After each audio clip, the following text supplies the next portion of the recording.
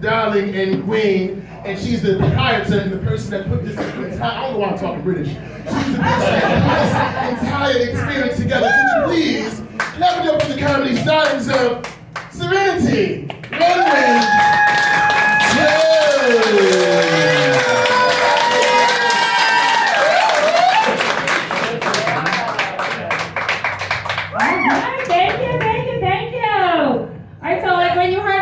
Serenity Jones, like, who was expecting a stripper?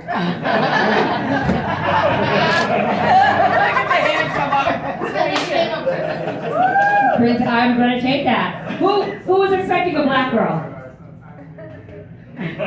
He's like, nope, I'm gonna leave white people today. I know you weren't expecting me. That's all I know, right? But I love this. Look at all you grown and sexy, beautiful people. Yes. Why are you being about me? I'm talking about you, Blondie. I'm talking about you. And I'm talking about you and you, all of you. I love it. You know, I feel like I just got to that grown and sexy age. I just had a birthday. Thank you. And like, you know, I can't afford a facelift. So I've been pulling my hair out.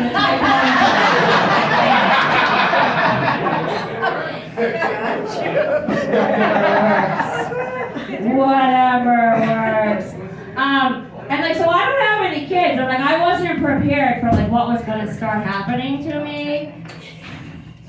Yeah, like I don't know. Like I thought I was like, I got so hot. And I was like boiling on the inside. I'm like, oh my god, I'm having a stroke. It's a hot flash.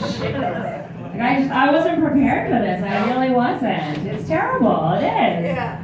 It's a nightmare. It's a nightmare. And I feel like things had already been going downhill for me.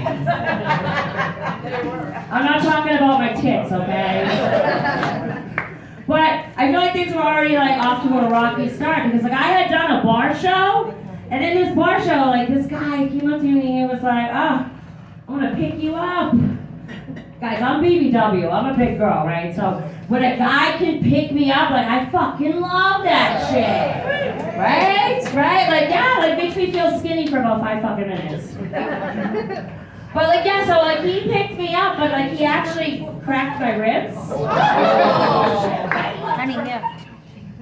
No, he didn't drop me. I see some of you looking real fucking sad at me, like, oh, we dropped her. No, that guy, like, he squeezed me so hard that, like, I heard my ribs crack. I don't think he wanted to let go, but I heard the crack.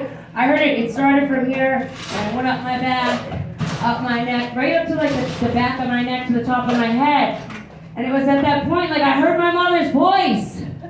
And it said, just drink your milk, Serenity. Just drink your milk. But I don't know, like that reminds me of a time when I was in a club in Boston, underage, and like, I'm dancing with this guy, and like, we're grinding, and we're bumping, and I'm like, oh yeah, we're gonna hook up, right? No, that guy fell on me, he tore my ACL. I have a huge scar on this knee. And do you wanna know what both of those situations have in common? I don't know either one of those motherfuckers' names.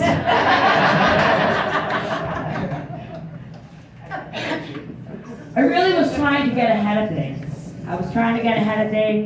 And I joined a fit body boot camp. I was going religiously. But then I got a little bogus. I'm not taking your class, all right? I'm her sister, I'm not taking it. Listen, she shook my hand and I was like, don't mess with that one. No, but I took a fit body. She's absolutely gorgeous, though. I told James, I'm like, if you fuck up, I'm stealing your life.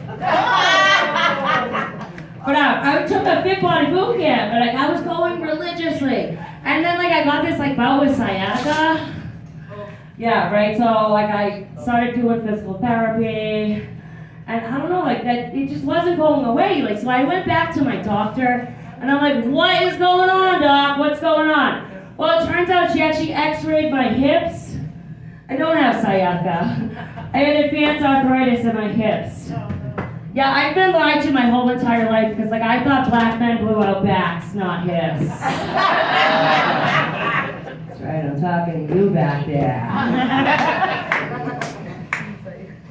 Yeah, like I'm about to start hitting some of these guys up for co-pays. And like I literally just got back up on top, like, and I just had my hip replaced. This is one of my first shows coming back from surgery. Hey! Like I was really fucked up, and like I was at the liquor store, and this guy's like, "Wow, you got a great walk." I'm like, "This." Yeah, I was like, "Yeah, that guy's a fucking liar." He's a liar. But I don't know if you guys know anything about having surgery. Like they usually tell you two things. Does anyone know what those two things are? It's not gonna hurt. No, it does hurt. It does. Alright, so I don't know if you can tell from the sexy voice, like I smoke Newport, so he told me to take some. Don't smoke. But then, he also told me I needed to lose weight. Oh shit, right. Right, and I was like, what the fuck? Like I just built a whole entire brand being a bigger girl, thick chick comedy, like I am really owning myself. What do you mean I need to lose weight? But then he doubled down. Some of you ladies might be able to relate to this. And he said to me, "But you have such a pretty face." I never said I was ugly, I said I was fat. Right. And it was like all of a sudden, like all of my childhood trauma came back to me. And I was sitting there and I was so mad. And all I could think of was like just say the most inappropriate thing I can.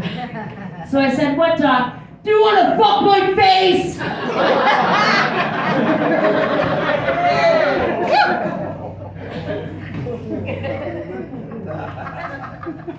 We got out of that room so quickly. He's like, nurse. Listen, if I had known what I know now, I would have put a bottle of baby oil in there and fucking charged. It was so big. Right. So I did actually lose 50 pounds.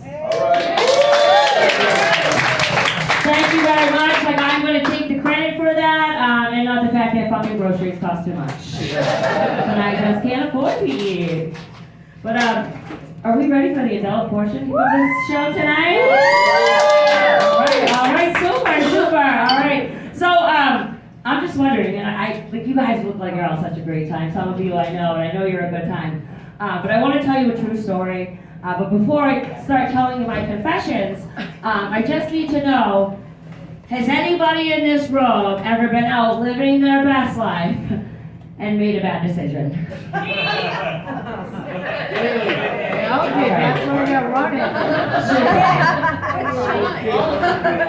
Great, because like I don't want you guys to judge me, like only God can judge me. And I actually had to write this up because like other comedians like Googled my name and like they sent the story out to like the radio station I was at, venues I work with, like I was a fucking doctor or something. But anyways, I called this story Sex on the Beach. It's not just a drink for me, it's also a felony.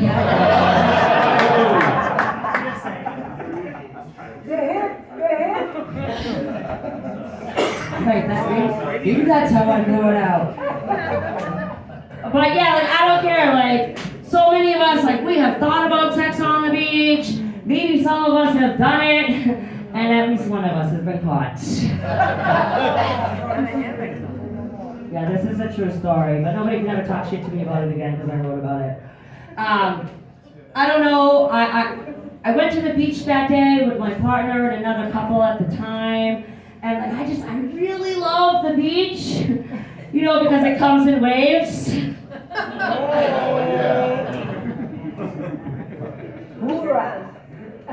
And maybe I just wanted everybody to know that us big girls, we don't just fuck missionary style with the lights out. Surprise. But I don't know, like, I'm Irish. Like, I should have known it was a bad idea. Being in that sun always feels like the first time my mother ever hit me. So you know why I can tell that joke in this room? Because everybody in this room has been hit before. Right? Absolutely. I think that's part of the problem with kids these days. They're not getting hit. There's no fear. There's no fear. Say again. I'm not trying to get canceled. Don't set me up. But, you know, and like, I'm not like a weirdo creep, right? Like, I'm not like that. Like, I felt like we were like being discreet, you know, kind of hidden. And I was feeling very swept away that day by the police.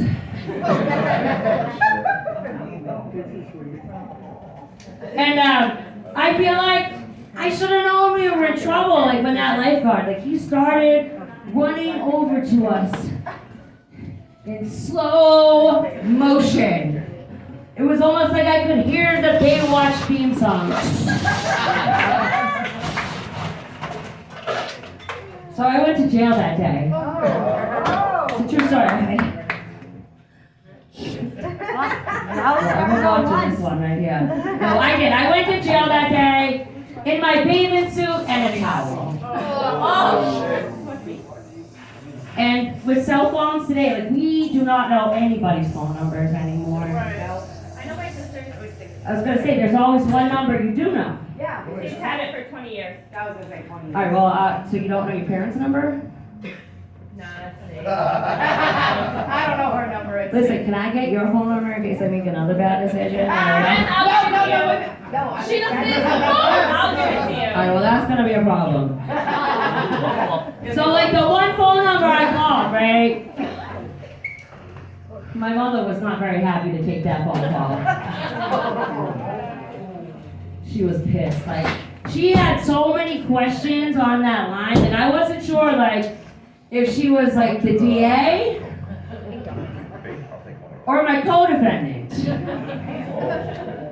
was just like, where I gotta be. But I knew that bitch was setting me up. And yeah, she was so mad. Like, I didn't even think anybody was gonna come out there and bail me out. Like, I really didn't. And for those of you that haven't been arrested, you know, they take you to the cell and then they bring you into like this holding area and your person is there. The person that is going to take you home is there waiting for you. Well, when I got out there, like, there was nobody there.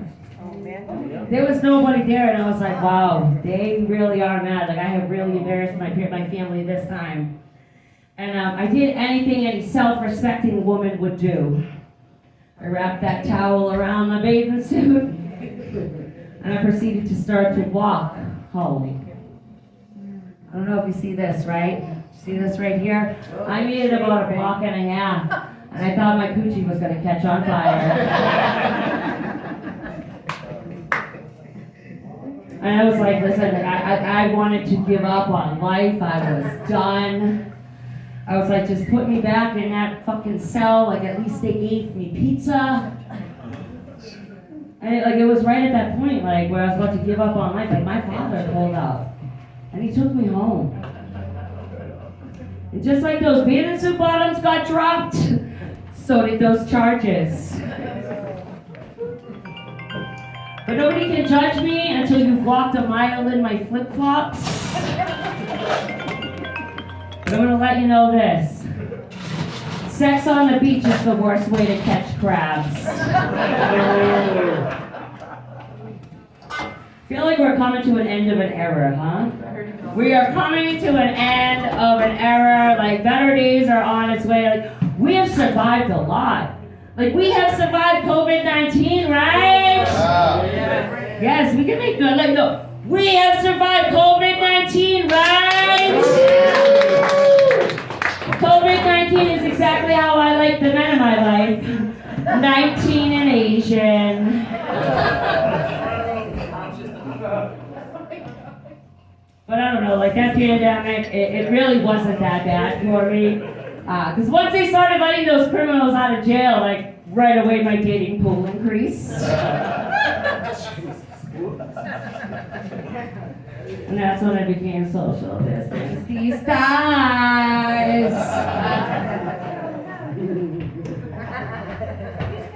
But, air it out.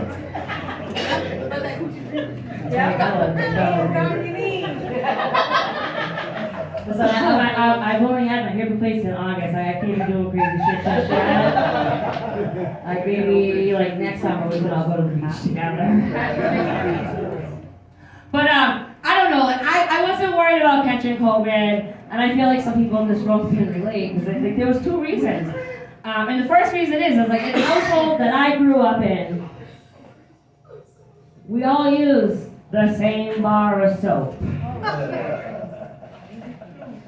I know you guys, it's the truth. So we all did. We all use the same bar of soap. So the same bar of soap my dad was washing his balls with, I was washing my face with.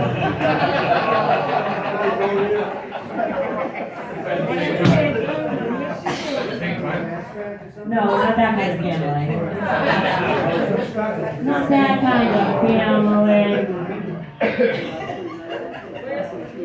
And listen, like that shit is still true because like after I had my surgery, I went to my mother's house, and she was like, everything you need's in the bathroom.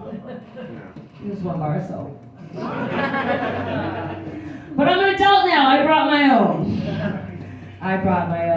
But you know, they also said, like, if you smoke weed, you are less likely to catch the COVID virus. Well, hello. Right? Wait, nobody's, guys, it's legal. It's legal, I'm not an arc, like, it's completely legal to smoke weed, but like, when I smoke my weed, I cough so hard I do a Kegel. Exercise. Sorry, you didn't laugh at that joke. I feel like you deserve no fucking pussy, like. Welcome to my world. You didn't have to wish it upon me, it already happened. Alright, I'm sorry, man. I'm sorry. You want me to spit on it later?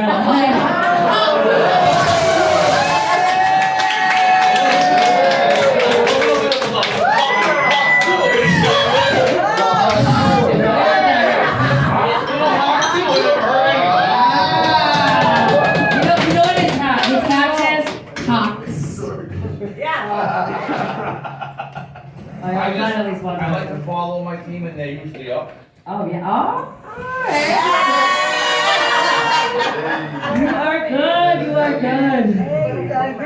What she said. But yeah, I don't know. Like we have been through a lot, like with this pandemic. You know, like they ban menthol cigarettes. Like you can no longer purchase menthol cigarettes. Like I am smoking Marlboro Reds with the Vicks cough drop. You can follow me for more life hacks. Everything we've been through, like it scared the shit out of me so bad, like I decided I was gonna go out and get myself healthy. I got a sponsor. She's in a wheelchair, I can't get past the first step. I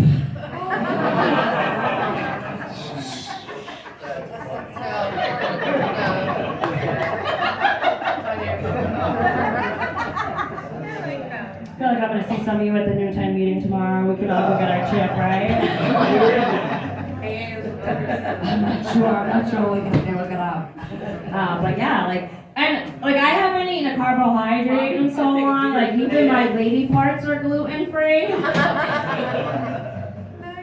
And they're in need of some moral support with the silent M. Alright, so like public school systems only failed a few of you. Like I'm impressed at how many of you actually got that joke the first time I told you. Because usually people just like stare at me like, what is she saying? Right. So I'm gonna do it one more time for those of you that missed it. I'll say it a little bit slower. I haven't eaten a carbohydrate in so long that even my lady parts are gluten free. And they're in need of some moral support with the silent M.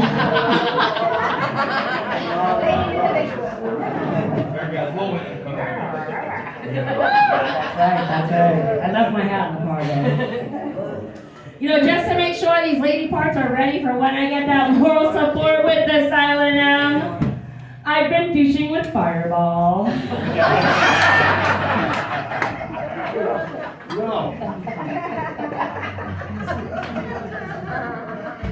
Cinnamon Becky.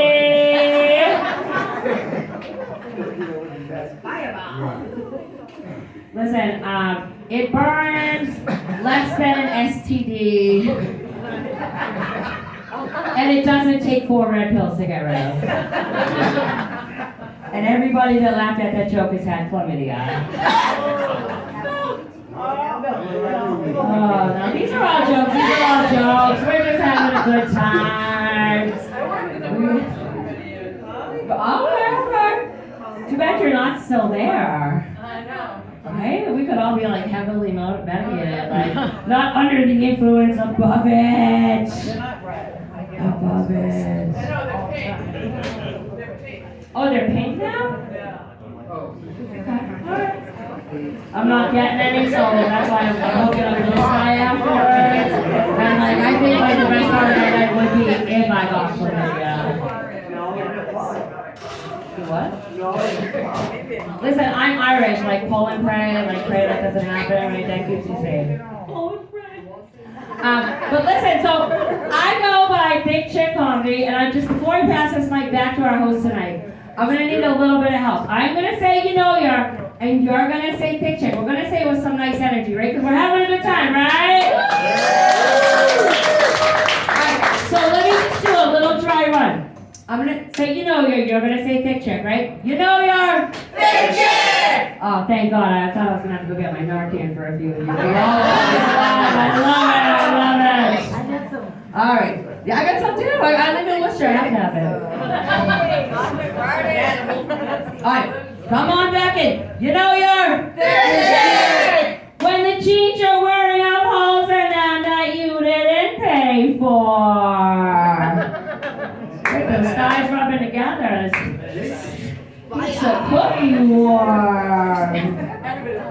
That's right, that's right. You know you're when you take a bite of pizza and you burn the roof of your mouth, but you take another bite.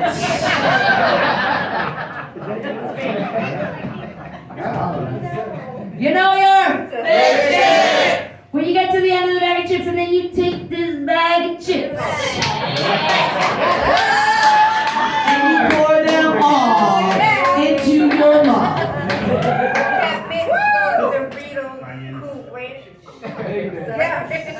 You got any?